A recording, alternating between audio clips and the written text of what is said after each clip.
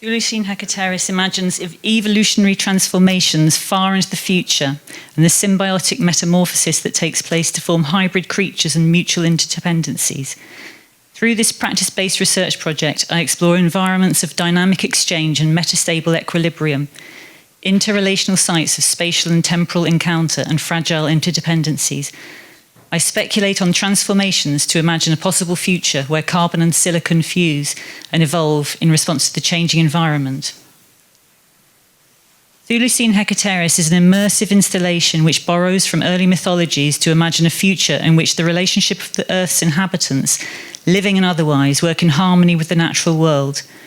This is synonymous with Rainer Maria Rilke's proposition in his letter to a young poet that the future enters into us long before it happens. I use science fiction narrative to inform my speculative approach. Inspired by writers such as Ursula Le Guin and Kurt Vonnegut, who imagine future life and evolution from a planetary perspective. Through allegorical tales, they examine power, race, and/or gender, looking to the future to comment on contemporary society and culture. Through Chthulucene Hekateris, we can similarly imagine the hybrid creatures or chimeras that may evolve to survive on a damaged planet. We time travel from the past to the distant future using a process of speculation. Isabel Stenger warns of the climate catastrophe if similar action is not taken to reverse climate change. We've reached a moment in history where human impacts on the planet are inflicting long-term and potentially irreversible damage, an era denoted by Paul Crutzen as the Anthropocene.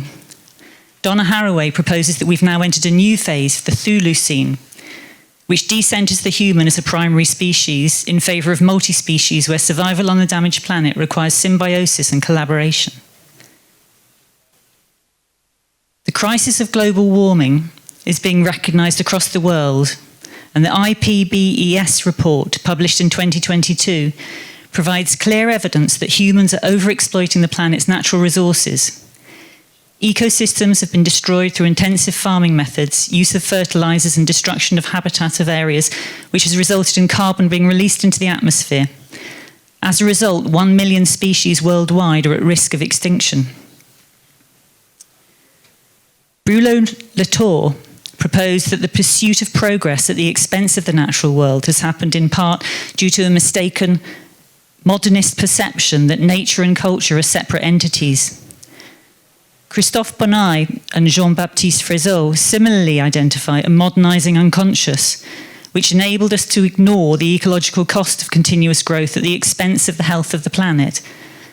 The northern countries of the world industrialised and attained post-war affluence at the expense of the southern hemisphere through an unequal ecological exchange. This has led to vast global inequalities and the geological derailment of the planet in the Anthropocene. They assert that investment in fossil fuels continued despite warnings about the dangers. Part of this blind spot towards environmental damage was comprised through a belief in the endless resource of nature and in its regenerative qualities. In their book Gaia, James Lovelock and Lynn Margulis proposed that the Earth was a self-healing biosystem, initially overemphasizing Gaia's self-healing powers. Timothy Morton proposes that ecology is a hyperobject, too big for empirical observation, and this has further inhibited action on climate change.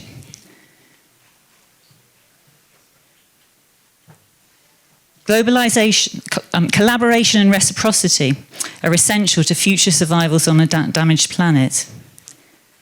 In Staying with the Troublemaking Kin, Donna Haraway proposes the importance of collective activity, the interconnectedness of multi-species and the intricate associations that this creates. Bruno Latour's actor theory also emphasizes the enhancements that come from integration and interconnection. Strength does not come from concentration, purity and unity, but from dissemination, heterogeneity and the careful plaiting of weak ties. This is supported by research undertaken by Anna Singh on the symbiotic relationship of Matsutake mushrooms and fir trees in forests in Oregon, and by Susan Simard's research on mother trees and kin in British Columbia. Isabel Stenger urges that the key to our survival is to couple together divergent struggles. And this project imagines that this includes, with animals and non-humans, the bio and the techno. According to geologist Peter Haff, the current population of humans are deeply dependent on the technosphere,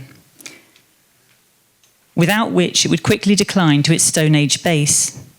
Chthulucene Hekateris imagines the future impacts of humans as a result of environmental factors as well as technological advances.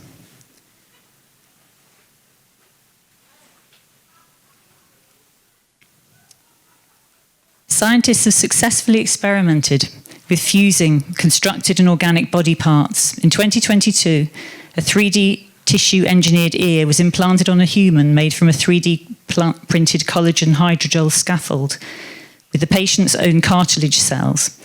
This is seen as a significant development in regenerative medicine as it uses 3D printing for organ replacement. This echoes the work of Stelarc, who explored possibilities of bioengineering when he grew a quarter-scale ear from a polymer scaffold, and by seeding cells incubated at 37 degrees to keep alive, he later developed ear on arm, where an ear was implanted in his arm. Advances in bioengineering are moving at a fast pace, and despite an almost total ban on human germline modification, biophysicist Ha-Jian Kuai shocked the world when he announced the birth of twin babies in 2018. Modified for resistance to HIV by heritable genome.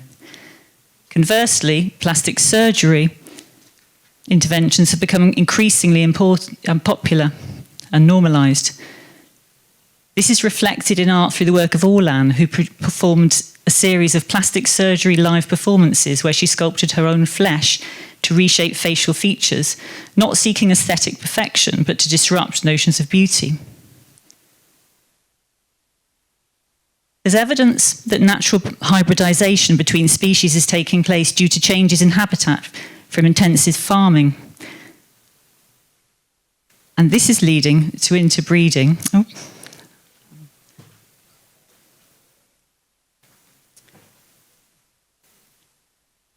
Due to changes in in 2017, a scientist discovered a hybrid primate along the Kinantanbang River in Malaysia, which is believed to be a crossbreed of a proboscis and silver langur monkey. The hybrid monkey was recently seen in 2022 nursing an infant, presenting evidence of successful mating to produce further lineage from the mutation. In addition to biological evolutionary change, advances in the development of artificial life further impact on this narrative. Following the fourth conference on artificial life in 1994, evolutionary biologist Thomas S. Ray advocated a plan to release his software program, Tira, artificial life forms on the internet so that it could breed. As with biological evolution, artificial life can mutate, self-replicate, and recombine for evolutionary change with unpredictable results. Scientists have demonstrated similarities with silicon and carbon evolution so that artificial life could be used as a model to test ecological dynamics. Chthulucene Hekateris imagines the synergies that might happen following the fusion of silicon and carbon code. The notion of artificial intelligence concerning consciousness, this is Hans Moravec's definition, an artificial life agency to negotiate the environment, Rodney Brooks' definition, raises ethical issues, particularly where questions of consciousness and sentience arise. In June 2022, Google engineer Blake Lemoine was suspended for having claimed that the company chatbox Lamada is a sentient being. Lemoine alleged that the bot had expressed a fear of dying and a description of its emotional life, raising concerns regarding the ethics of creating AI with an emotional awareness of self. It was disputed by Google ethicists, however. This poses questions on the parameters that should be put in place around AI ethical development and use. As humans and AI become increasingly converged, distinguishing between the two is increasingly challenging. In her Cyborg Manifesto, Donna Haraway proposed that the cyborg is not a distant imagining, but that we are already cyborgs. Through our technological tools, we can reshape and extend ourselves to reproduce, multiply and record, and in this way the boundaries of our bodies have become permeable. Conversely, Catherine Hales contends that the cyborg is no longer a useful entity, as it's not interactive or networked enough.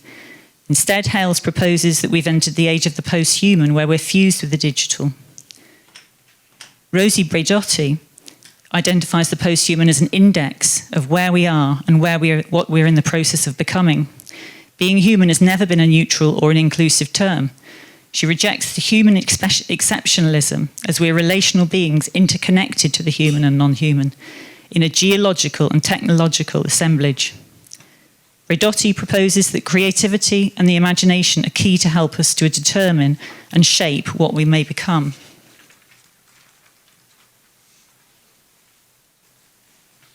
Artists engaging with the posthuman include Lynn Hirschman-Leeson, who explores the convergence and self-replication of the organic and digital and artificial intelligence in her film Technolust.